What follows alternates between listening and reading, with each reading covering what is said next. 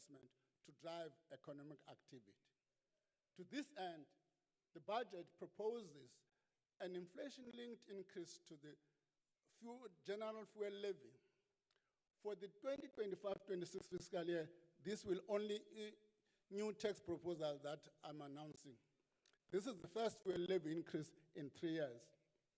It means from the 4th of June this year, the general fuel levy will increase by 16 cents per litre and 15 cents per litre of diesel.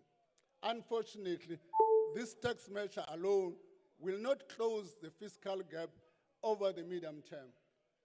The 2026 budget, therefore, need to propose new tax measures. I repeat, the 2026 budget will therefore need to propose new tax measures aimed at raising 20 billion rand. We have allocated an additional 7.5 billion over the medium term to increase the effectiveness of the South African Revenue Services in collecting more revenue.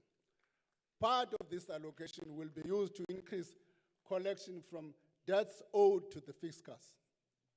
SARS has indicated that this could raise between 20 billion and 15 billion and 50 billion in additional revenue per year. Another part of the additional allocation to SARS will be used to improve modernization. This will include targeting illicit trade in tobacco and other areas, which should boost revenue over the medium term.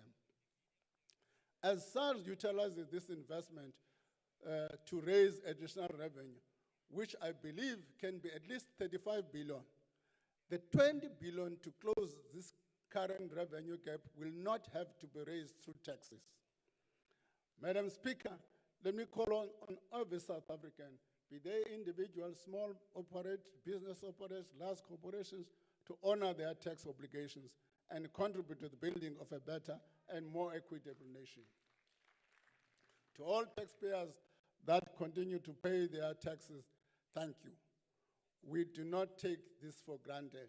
As a government, we know that we must earn the taxpayers' trust every day by spending public money with care and ensuring that every rand collected is spent on its intended purpose. We recognize the urgent need to do more to achieve this goal. We are not deaf to the public's concern about wasteful and inefficient expenditure. Our commitment to collect taxes must be matched by better efficiencies in how that money is spent.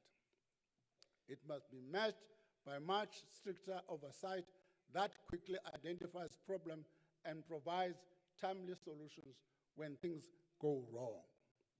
Honorable Speaker, members of Parliament and fellow South Africans, before I continue, allow me a moment to share with you an open letter from a young medical student, Sarah Stein from the University of Cape Town. I've read and reread this letter since it was published on the 7th of May. The extract of the letter I want to share may be disturbing to some, but perhaps familiar to many of you, too many.